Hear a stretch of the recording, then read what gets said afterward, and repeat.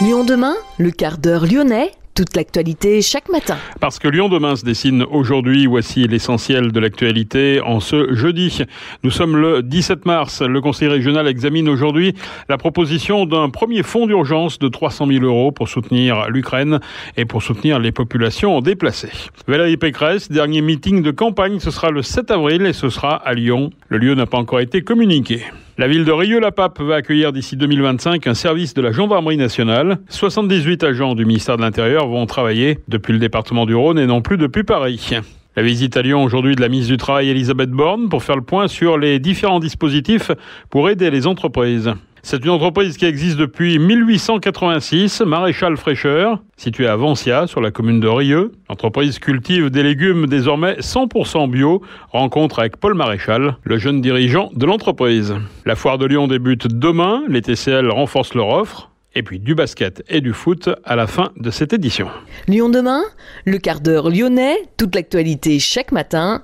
Gérald de Bouchon. Bonjour à tous, bienvenue dans ce quart d'heure lyonnais. Le Conseil régional examine aujourd'hui la proposition d'un premier fonds d'urgence de 300 000 € en soutien à l'Ukraine et aux populations déplacées. 3 domaines d'intervention: aider les populations qui sont dans la zone de conflit, organiser l'accueil des réfugiés dans notre région et commencer à réfléchir avec la Fondation Mérieux à la reconstruction du système de santé ukrainien, promet Laurent Wauquiez. Le fonds d'urgence va permettre l'acheminement de kits de guerre, de nourriture, de produits de première nécessité, d'abris. La région aidera une vingtaine d'étudiants également pour financer leurs études en leur affectant une bourse d'urgence. Laurent Wauquiez prévoit également d'accompagner les entreprises de la région impactées par le conflit. Valérie Pécresse, candidate à l'élection présidentielle, sera en meeting à Lyon le 7 avril. Ce sera son dernier meeting de campagne. Les équipes de Laurent Wauquiez confirment cette date du 7 avril pour ce dernier grand rassemblement. Le lieu n'a pas encore été communiqué. La préfecture du Rhône l'a officialisé. La ville de Rieux-la-Pape accueillera d'ici à la fin de l'année 2025 un service de la gendarmerie nationale. 20 services de l'État seront à terme relocalisés. Rieux a été retenu pour accueillir l'Office central de lutte contre la délinquance itinérante de la Direction générale de la gendarmerie nationale. 78 agents du ministère de l'Intérieur vont travailler à compter du 4e trimestre 2025 depuis Rieux et non plus depuis Paris.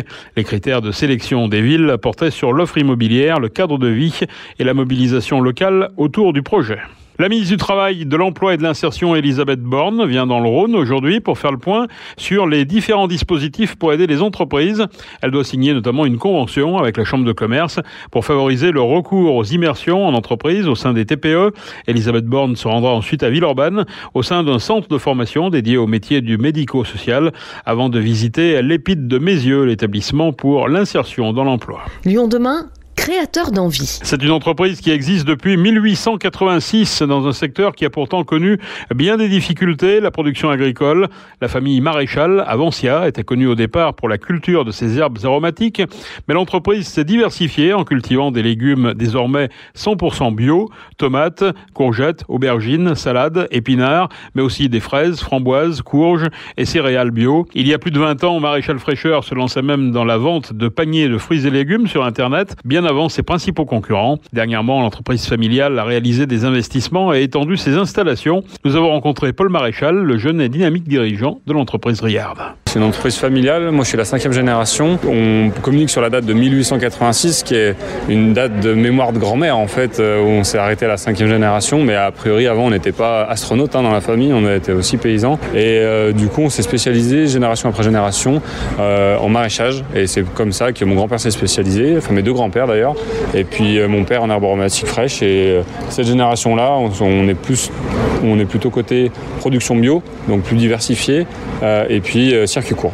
Alors justement, avec un historique pareil, je suppose qu'il y a eu plusieurs mutations de l'entreprise. La dernière en date, alors ça consiste en quoi aujourd'hui? Quelle est l'évolution de l'entreprise? L'évolution de l'entreprise a commencé quelque part, on a entamé un virage il y a 10 ans en créant Maréchal Fraîcheur, un site de vente en ligne pour les particuliers de l'agglomération de Lyon pour se faire livrer en point relais en entreprise. Donc notre production est celle d'une 60aine d'autres producteurs, et côté production, là on a basculé petit à petit de la production de l'agriculture raisonnée à l'agriculture biologique, en allant chercher d'autres familles de produits puisque mon père produit des herbes aromatiques fraîches, mais bon, c'était compliqué, il n'y a pas de marché en bio, et du coup on est parti sur une production de tomates, de courgettes, de salades, etc.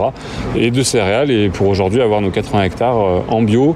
Nos démarches, c'est vraiment de se rapprocher le maximum du consommateur, de maîtriser l'aval, et comme l'amont également, et de valoriser en fonction et de transformer, de s'occuper de la vente, de livrer, de tout ce qui fait que voilà, on arrive aussi à maîtriser notre produit jusqu'au bout de la chaîne. Pourquoi c'est important justement cette maîtrise de bout en bout ? Eh ben, c'est important parce qu'on se dégage de liens trop forts avec certains acheteurs ou certaines grandes marques ou qui du jour au lendemain peuvent changer de stratégie. Après, chacun est libre.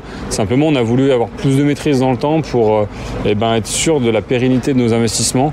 Parce que quand on est agriculteur et qu'on se lance comme là, c'est ce qu'on a fait récemment, toute la vague d'investissement qu'on a connue, on amortit de nos serres, nos bâtiments sur 15, 20 ans, l'échelle d'une carrière, et il ne faut pas se tromper de partenaire, et on est plus rassuré en essayant de nous-mêmes aller chercher les consommateurs un à un, et pas que. Après, voilà, on sert aussi quelques grandes enseignes. Où écoulez-vous vos produits alors ? Autant dans des magasins spécialisés bio, pour citer en premier lieu La Vie Claire, qui a son siège à Montagny, et puis également notre circuit court Maréchal Fraîcheur, où là, mine de rien, avec le temps, au bout de 12 ans, on distribue entre 3 et 4 000 paniers par semaine, et c'est significatif pour l'exploitation, et j'espère aussi pour les exploitations partenaires qu'on a depuis une douzaine d'années. Ouais. L'objectif, c'est du 100% bio ? En production, on l'est. Ça y est, c'est fait. Et après, au niveau du commerce, on a une activité qui marche sur ses deux pieds, circuit long, circuit court, bio, et il nous faut encore du temps pour pourquoi pas un jour aller tendre là-dessus, mais non, c'est pas forcément l'objectif aujourd'hui. L'objectif, c'est d'assurer aussi la pérennité de la centaine d'emplois qu'on a chez nous, quoi. Voilà. La politique que met en place la métropole vous semble bonne aujourd'hui pour faire avancer sur votre activité ? Moi là-dessus, je suis pas forcément pertinent parce que j'ai pas tout ce recul, je suis encore moins politisé ou quoi. Après, simplement, je crois qu'il faut pas attendre trop des pouvoirs publics aussi, c'est un tout, et ça se joue pas forcément à l'échelle d'un mandat. Il faut vraiment l'agriculture, il faut des décennies, et par contre c'est très bien d'essayer d'amorcer des choses, de donner envie, d'aider, etc. Après, la deuxième étape, c'est aussi de pérenniser tout ça, parce que on voit aussi des nouveaux acteurs, de nouvelles personnes qui ont envie de venir, et dans le temps c'est compliqué de tenir en tant que producteur, de trouver des débouchés, de pas se fatiguer, d'être bon techniquement sur tout un tas de sujets. Et voilà, ça demande tout ce que je dis, c'est que ça demande du temps, et c'est pas facile. Mais en tout cas, il faut pousser les nouveaux, les jeunes à aller dans ce monde agricole, parce que sinon vraiment, personnellement par contre, je suis vraiment inquiet. Dans 15-20 ans, le nombre d'agriculteurs que vous verrez autour de Lyon, et même en général en France, on voit bien depuis moins de 44% dans le Rhône en 20 ans.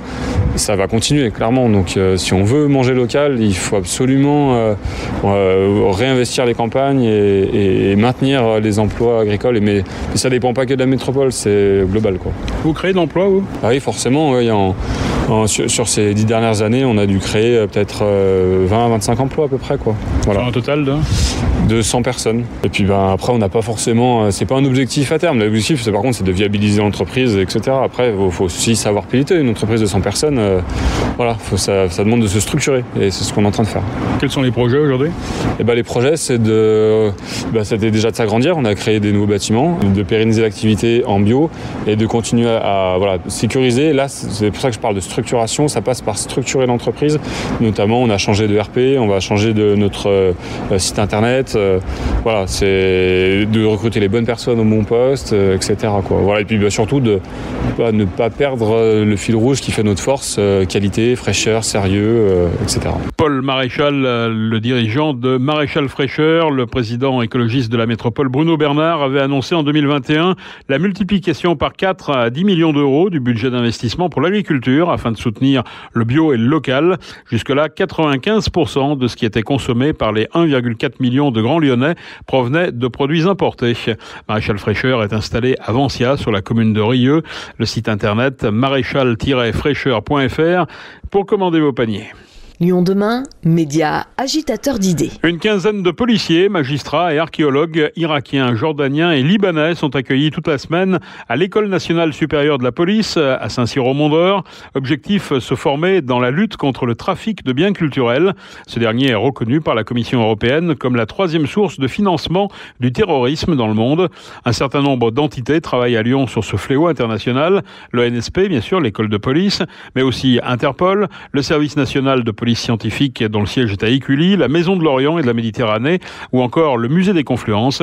La quinzaine de policiers, magistrats et archéologues irakiens, jordaniens et libanais passent une semaine à Lyon pour se former, une semaine ensuite à Paris. À l'occasion de la foire de Lyon, qui se tiendra à partir de demain et pour 10 jours à Eurexpo, les TCL renforcent leur offre de transport. Durant toute la durée de l'événement, les usagers pourront utiliser la ligne de bus 100 qui fait la liaison entre Vaux-en-Velin et le parc des expositions de Lyon. Premier départ à 9h de Vaux-en-Velin-la-Soie. Des bus suivront ensuite toutes les 15 minutes. Dernier départ à 21h30 depuis Eurexpo, à l'exception des jours de nocturne, bien sûr. Les vendredis 18, mardi 22 et vendredi 25 mars, où le dernier départ sera à 23h30. Pour encourager les visiteurs à emprunter les transports, un tarif préférentiel d'entrée est mis en place. Ce dernier coûtera 5 € au lieu de 8 € sous présentation d'un titre de transport TCL en cours de validité. Les usagers pourront utiliser aussi le tram T5 qui sera également fonctionnel pour rejoindre Eurexpo. Lyon demain, la radio sans pub. Les sports, l'Euroleague, sans pression. L'Asvel rêve d'un exploit à Madrid face au Real ce soir. Les Villeurbanais s'étaient inclinés le 16 novembre dernier à l'Astrobal, 74-87 contre la même équipe. En Ligue Europa, pour affronter le FC Porto, Peter Bosz a convoqué 22 joueurs.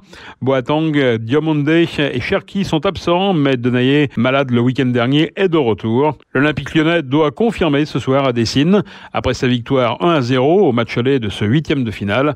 La rencontre OL-Porto de ce soir se jouera à guichet fermé devant 54 500 spectateurs. C'est la fin de ce quart d'heure lyonnais. Merci de l'avoir suivi. On se retrouve demain, même heure, mêmes antennes.